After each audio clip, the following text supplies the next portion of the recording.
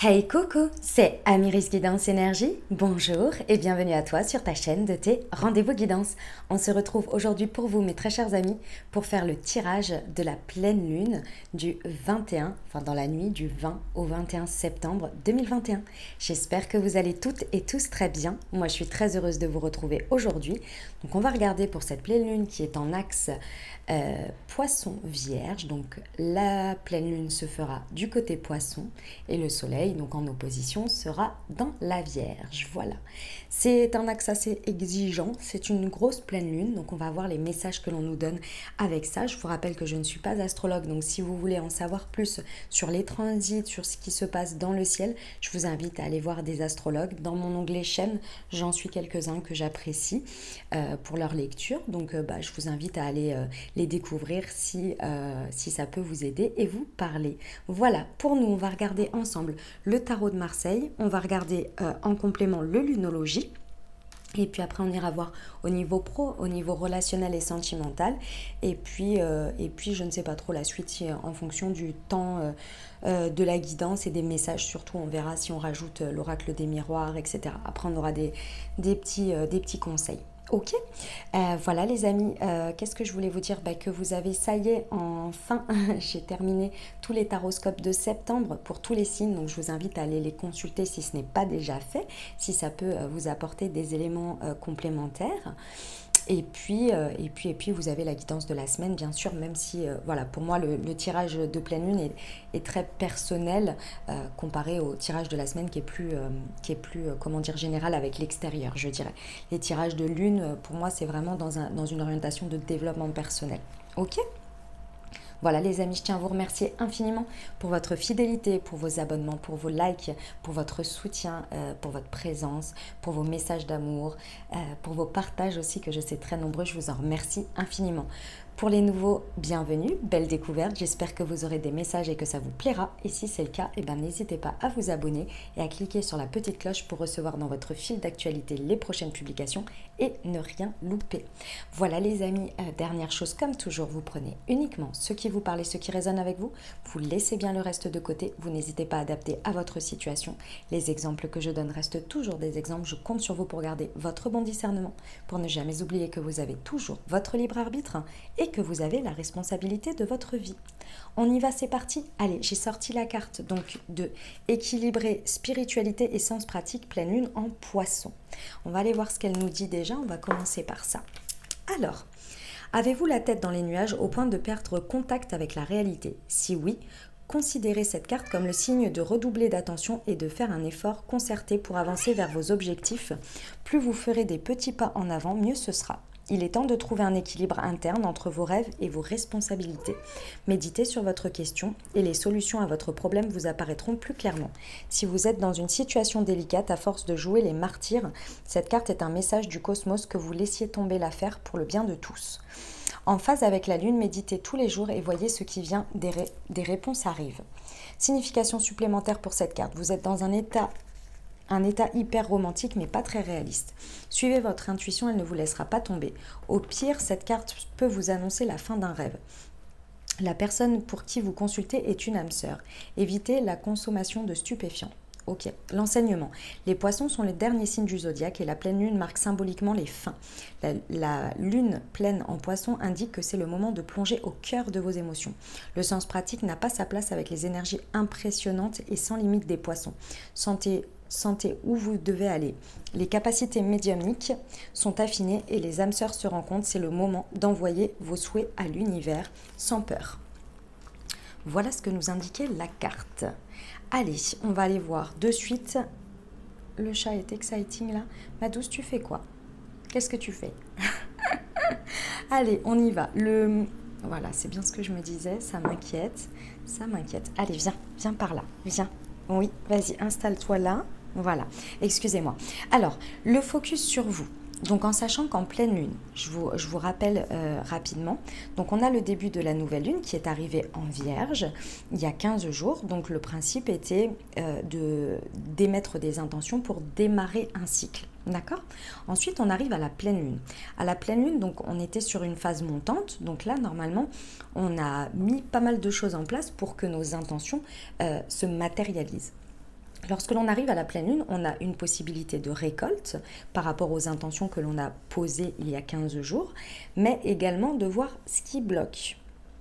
Et à la pleine lune, on vient faire un focus sur soi, sur ce qui fonctionne, ce qui ne fonctionne pas, pour réajuster, libérer ce qu'il y a besoin de libérer, réajuster peut-être ses intentions pour, sur les 15 derniers jours, remettre, finalement libérer ce qui a libéré sur la phase descendante et continuer ce que l'on a à continuer.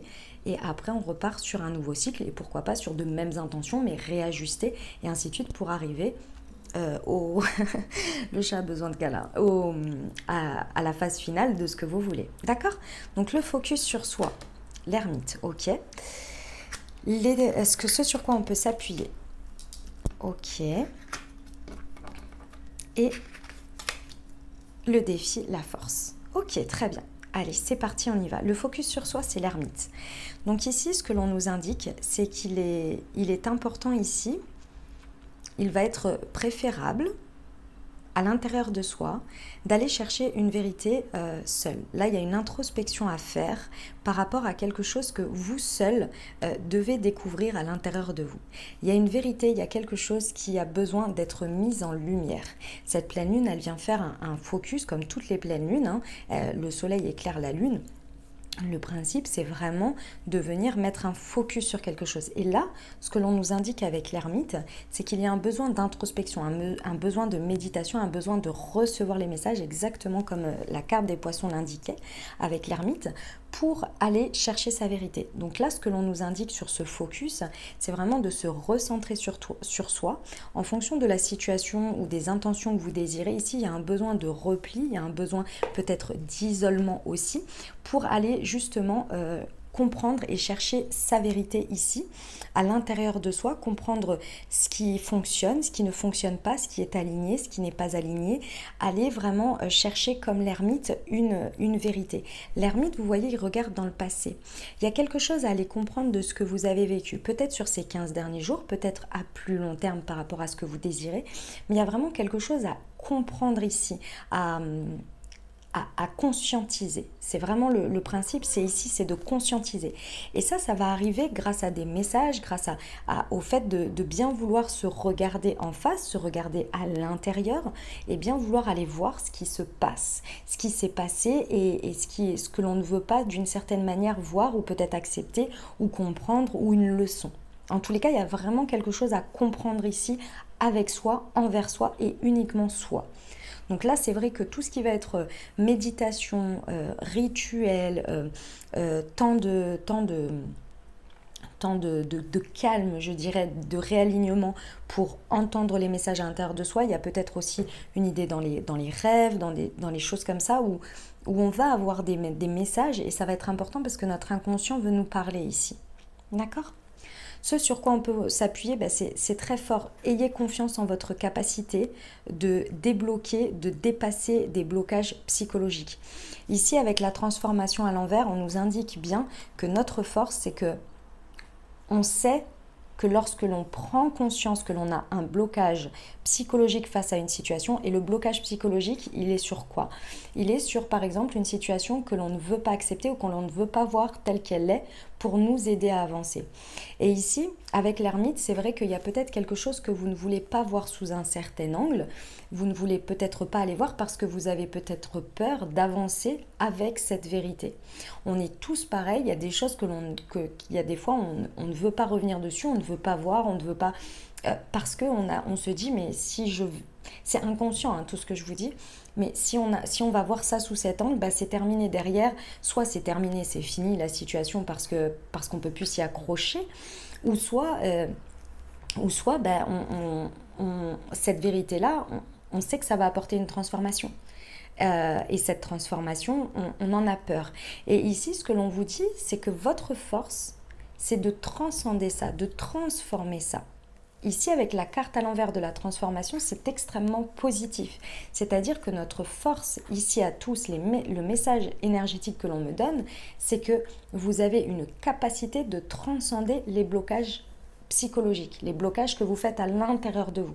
Et que lorsque vous voulez bien, lorsque vous êtes d'accord d'aller conscientiser ça avec l'ermite, derrière, vous les transcendez sans aucun problème. Et vous en avez la preuve dans le passé.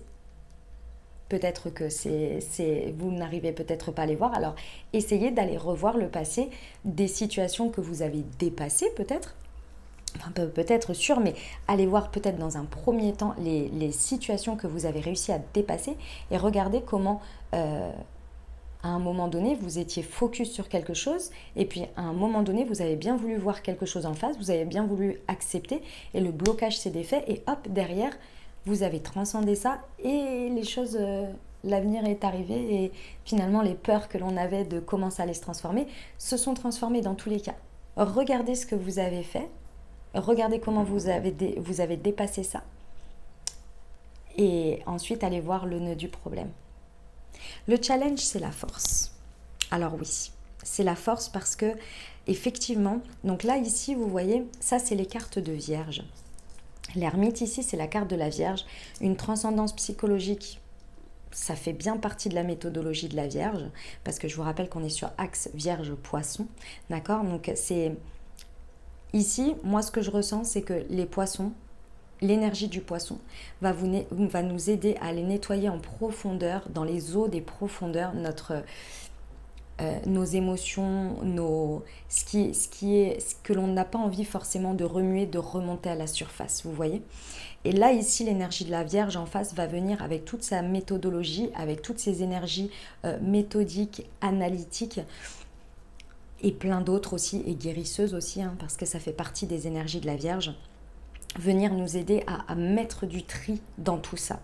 Parce que le poisson nous emmène très loin dans des profondeurs, mais également dans des hauteurs avec beaucoup d'idéalisation, ce qui est extrêmement positif. Hein. Le poisson a énormément de côtés positifs. Il a aussi ce côté, il passe d'un monde à l'autre, parce que les poissons sont très connectés, et c'est pour ça que ça leur permet dans la vie de naviguer comme ça, à travers les différents mondes, les différentes phases, etc.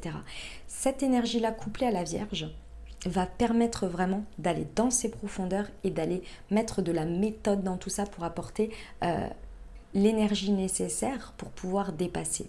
Et effectivement, la force ici nous indique bien que ça va demander un effort, ça va demander du courage, mais